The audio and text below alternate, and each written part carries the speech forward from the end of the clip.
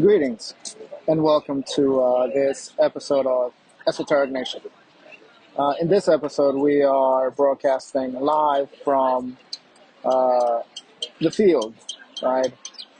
And hence the title for this series of presentations, which I call Theology at Bryant Park, in which I hope to offer some of my discoveries into these biblical stories. So the first of the presentations is going to be, and it's entitled Fall from Grace. So introduction. What we're going to be covering in this video is going to be the original role of Adam. I'm sure that many of us have heard this story, and there's obviously a lot of misconceptions and confusion about these stories, right? And this is one of the reasons that we have to, or at least in my part, is go a bit deeper than just a superficial understanding of it. And that is one of the key points that we're going to be looking at is the problems of translation. And then we'll move into how can these ideas be relevant to us here in modern day 21st century America. So let's begin. The problems of translation. So I'm sure that we're already familiar with the many translations. You have the King James Version, the NIV, the NASBV, and like 15 other standard translations. And it could get really confusing because one can go, okay, so which is the most reliable, right? So let's begin with this sort of concept of standard translation. So the King James Version and the NIV, to use as sort of our prime examples, are standard translations. Now, the word standard means the minimum amount required to gain access or entry into a particular field or domain of knowledge, right? It doesn't mean that it is the pinnacle of understanding. So, for example, you go to a job, and obviously there are job requirements that we are expected to meet the standard. Now, the standard is only the baseline, the minimum amount required for us to get that job. And if you are serious about climbing out, whatever field it is that you are engaged in, then your goal, you are going to be inspired and motivated to go beyond the call of duty, beyond the minimum standards that are required. So standards are meant to be surpassed, right? So whenever we read something at a very general level, that is just the book cover, the initial understanding. And we have to go deeper into these teachings. And this is where I like to use the term esoteric understanding. So there is the standard translations, the standard understanding, and then there is the esoteric understanding. And this is what I hope to bring in not only in this series, but in this presentation, is the deeper translations. So the standard translation, and in this episode, we're going to be looking at Genesis 1:28. So in Genesis 1:28, it describes the role of Adam, the original role of Adam, which is usually translated as to be fruitful and multiply, to fill the earth and to subdue it, and to have dominion. Now, this offers confusion, right? And problems because, the first phrase, to be fruitful and multiply, like that could be very, it could go either way. It could either be a positive or a negative implication. Now, to fill the earth and subdue it, right? When we say subdue or to dominate, that seems to imply an aggressive, intrusive approach, right? And that is the problems of this standard translation. It would just, keep it at that understanding. Uh, so we have to go deeper. So we have to go to the original uh, Hebrew language, the original presentation. Now, I don't speak Hebrew, I don't speak Aramaic, and I don't speak Greek. So I have to rely on the scholars that do know these fields very, very well. And my primary resource for this research is a scholar, an incredible scholar by the name of Dr. Margaret Barker. She does speak Hebrew, she speaks Aramaic, and she speaks Greek.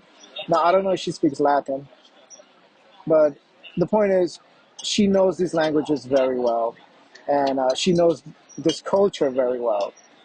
So that is my primary resource for the information that I am presenting. Now, according to Barker, to be fruitful is similar to be beautiful, right? To multiply can also mean to be great. To fill the earth implies that it is to be filled with glory. And to subdue is similar to restrain or to bind up or to heal, right? So to subdue means to heal. And to have dominion implies peace. Uh, so with these new definitions, you know, so the role of Adam is to be, in this esoteric definition, is to be beautiful, to be great, to be glorious, to heal the community, and to maintain the peace.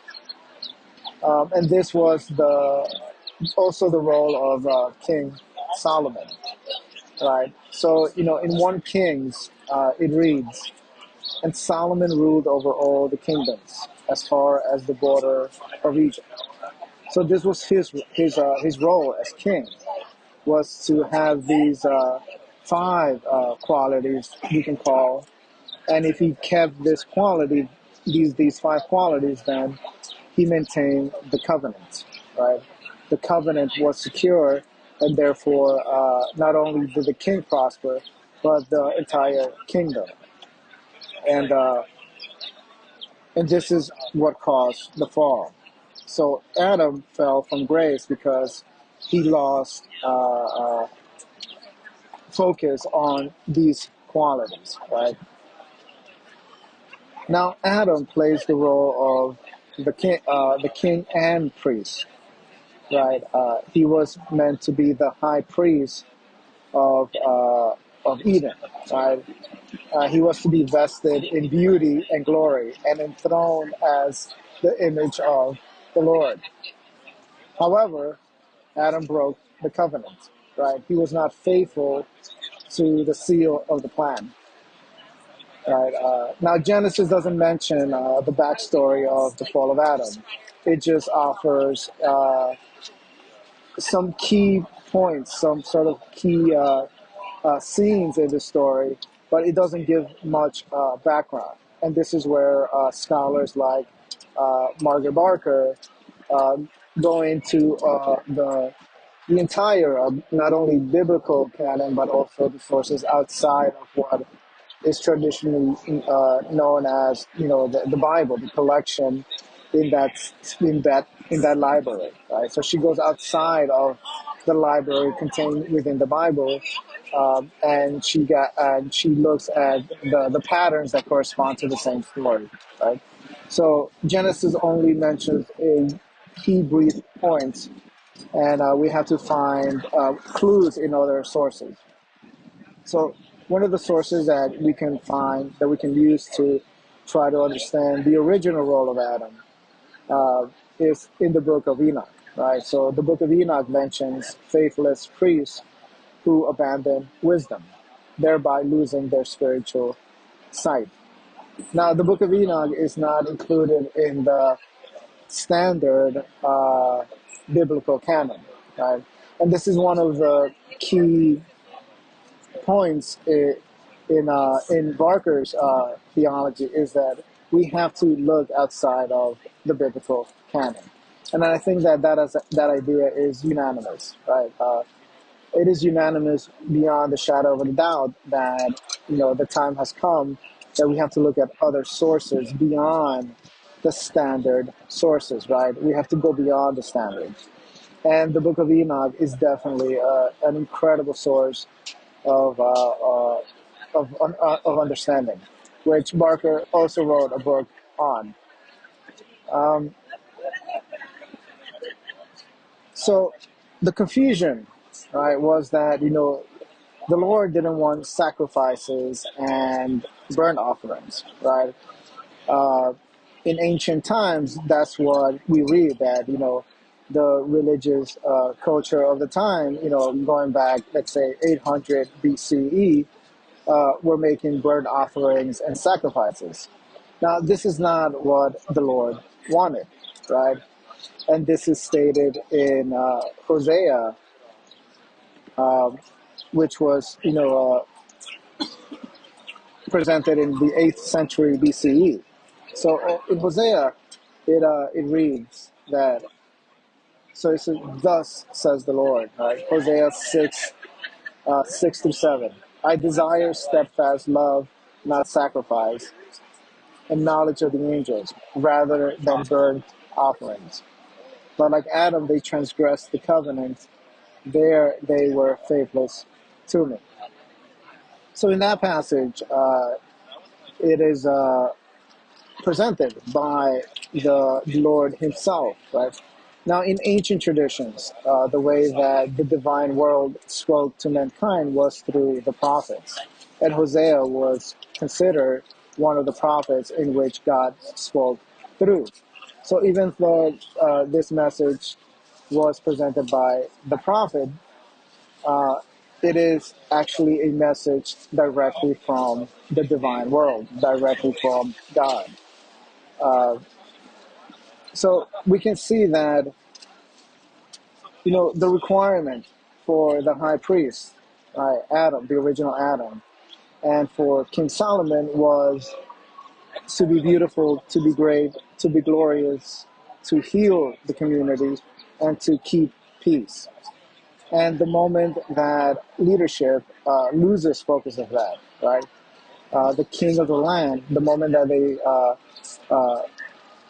get distracted and lose the covenant, that's when not only the king falls, but the entire kingdom, right? And this has been the story, that has been passed, through not only generation to generation, but millennia after millennia, is that the covenant must be kept in order for the kingdom to prosper.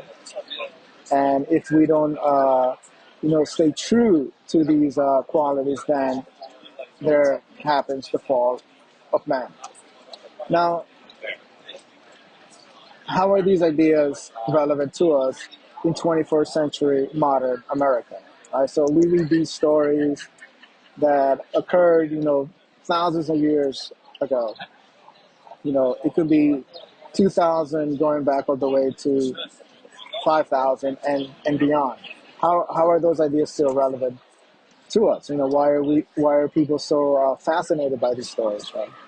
So the cultural relevance is that, well, we have to figure out ways to condition these five qualities, right? We as ordinary human beings living ordinary lives, we have to figure out ways to be beautiful, to be great, to be glorious, to learn the art of healing, and to figure out how to maintain peace in the land, right? And there are plenty of resources out there that teach methods on how to acquire not only these qualities, but other qualities. So these are just like 5 standard qualities that I would propose. So that is how these ideas are relevant to us in our modern day culture.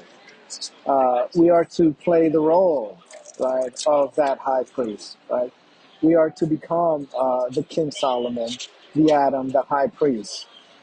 Um, now, theological perspective, right? Ideally, what you would want is an actual, real, uh, live, live king priest. But obviously, that isn't going to happen anytime soon, right? So, for example, in America, we have a democracy, right?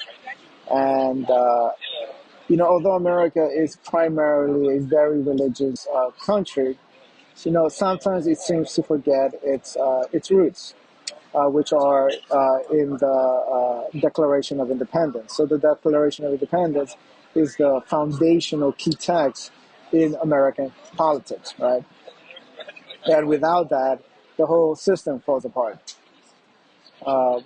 So we have to find, each one of us has to find some kind of text, something that not only inspires us to attain these five glorious qualities, but also methods in which we can actually acquire them, right? Um, and it initially begins by reading about these ideas and studying these ideas. We begin by intellectualizing these ideas, and then it moves to feeling these ideas as something that we aspire to be.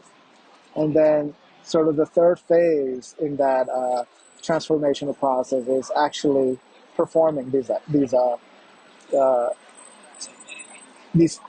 tasks, these qualities, right?